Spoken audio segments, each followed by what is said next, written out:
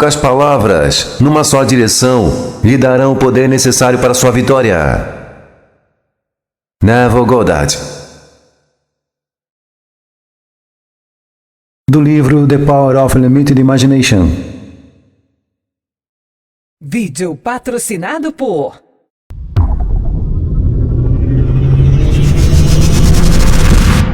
Gratitude Life, um jeito suave de viver e conquistar seus sonhos. No 10º capítulo de Gênesis, se conta como a Torre de Babel foi construída. Antes que ela fosse erguida, havia apenas um idioma, com poucas palavras. Mas durante sua construção, a confusão reinou entre seus construtores, e logo ninguém mais entendia o que o outro dizia. Qualquer semelhança com a nossa vida nos dias de hoje não terá sido mera coincidência. A Bíblia é muito hábil em descrever situações que se perpetuam na vida de todos nós. Comparando essa história com a sua, você deve concordar que já viveu muitas situações onde viu um projeto fracassar porque muitas ideias diferentes tentaram gerenciá-lo. A diversidade é importante, sim, mas não no projeto com um propósito único. Ela, a diversidade, cabe no universo, mas não no pequeno pedaço dele. Um navio pode ter mais de um comandante, desde que todos concordem com a direção que devem seguir. Quando cada um quer levar o navio para um lado diferente, acontece a ruína. Como foi o caso da Torre de Babel. Muita gente reunida num lugar só, falando cada um com uma intenção diferente. Isso é previsão certa de fracasso. E o místico que escreveu essa história foi muito feliz nessa comparação da torre com nossos projetos, que precisam de direção única, servindo a um propósito e missão bem definidos. E essa confusão de idiomas ou de ideias diferentes que atrapalham a construção de algo não se dá só do lado de fora com pessoas do seu convívio. Aliás, toda essa confusão começa de fato por dentro. Quando você mesmo não sabe exatamente o que quer e atrai para seu projeto todo tipo de pessoa que mais atrapalha do que ajuda nessa sua busca de realizar seu intento. Essa Torre de Babel começa por dentro e depois se verifica por fora. Você sempre vai encontrar dificuldades pelo caminho, porque essas dificuldades fortalecem os músculos da persistência que você precisa para seguir em frente. Mas se essa persistência vai ser coroada de glória ou não, depende única e exclusivamente desse alinhamento de pensamento, onde você dirige toda a sua energia para o mesmo propósito bem definido.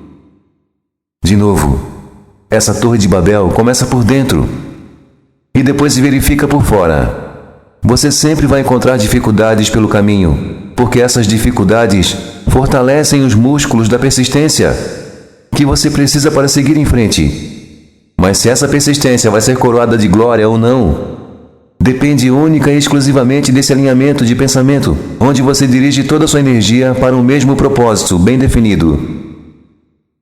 Também está na Bíblia: você não tem inimigos, além daqueles que estão em sua própria casa. Troque casa por mente e você vai entender o verdadeiro sentido dessa mensagem. Você acredita que sua segurança financeira está no dinheiro que você tem guardado no banco? Ou que sua saúde está garantida enquanto você tiver seu plano de saúde em dia e a conta da farmácia paga? Se acredita mesmo nisso, então você está diante da sua Torre de Babel, que pode ser construída por um tempo, mesmo com toda a confusão dentro dela. Mas ela não se sustenta exatamente por isso, porque foi construída sobre uma pedra falsa, que não pode sustentá-la. Porque você não precisa da torre, quando sabe que ela é produto da sua consciência. Assim como não precisa do dinheiro no banco para se sentir financeiramente seguro, nem de pílulas para se sentir saudável.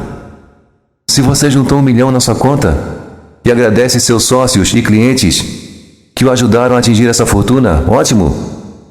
Gratidão faz bem e é um sentimento necessário.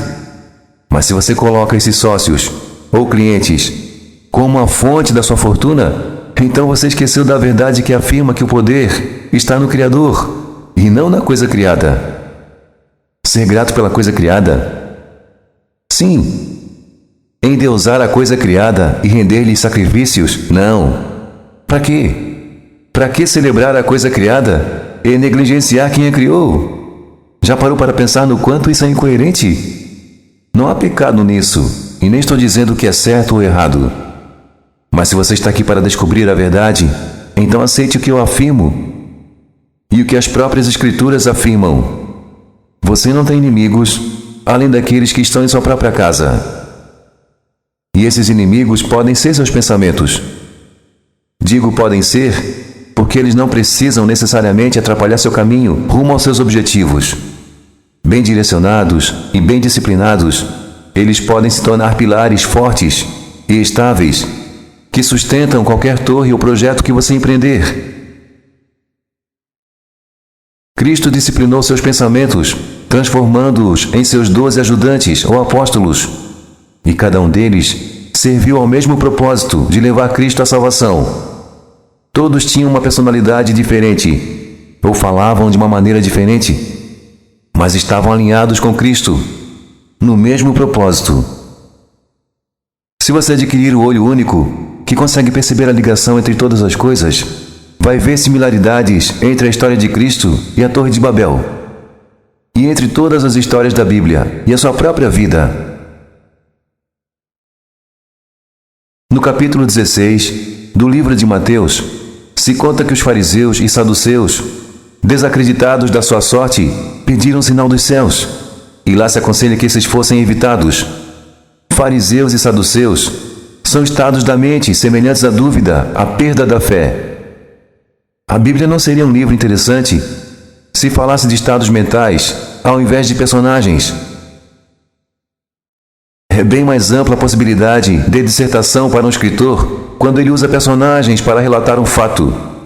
Então ele não poderia escrever que uma ideia se manteve virgem e gerou um derivado dela. Assim, o místico incumbido da sua função de escritor colocou nessa ideia o nome de Maria e criou toda uma história em volta desse conceito, o qual recebeu por nome Maria. Eu sou Maria, você é Maria. Mas a mente limitada não aceita isso e quer tornar limitado esse conceito único.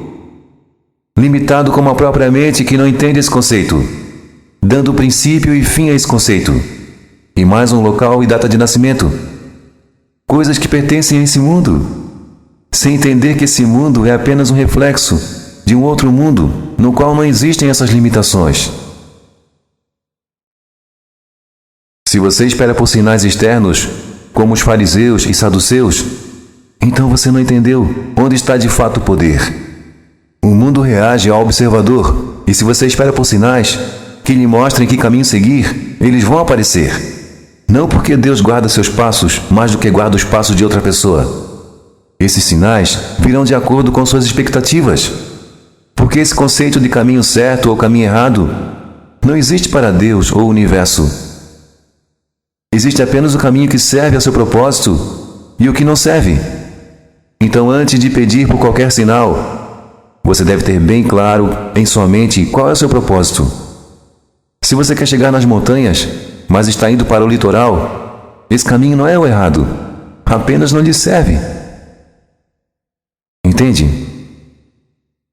Se você pedisse um sinal a Deus ou aos céus de que caminho seguir, antes teria que dizer para onde quer ir. E sabendo, o sinal então poderia ser apresentado, mas não dentro de uma perspectiva de certo e errado, onde quem escolhe é uma força fora de você. Porque se você não sabe o que quer, pedir sinais é colocar a força no poder fora de você. E acho que você já entendeu que o poder que anima todo o seu mundo vem de dentro de você, não de fora. Porque toda torre vai desmoronar se o propósito for chegar no céu sem a atitude correta. E não entenda céu aqui como um lugar que se vai depois do desencarne.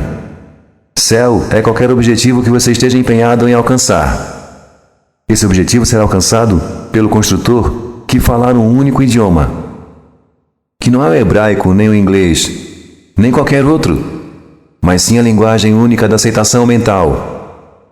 Quando você aceitar seu objetivo, entendendo que já é uma possibilidade bem real, então todos os seus atos serão favorecidos no sentido de realizar esse objetivo.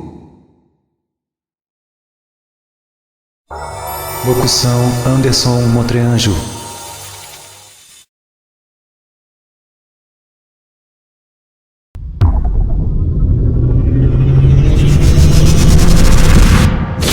Atitude Life, um jeito suave de viver e conquistar seus sonhos. Saiba mais na descrição desse vídeo.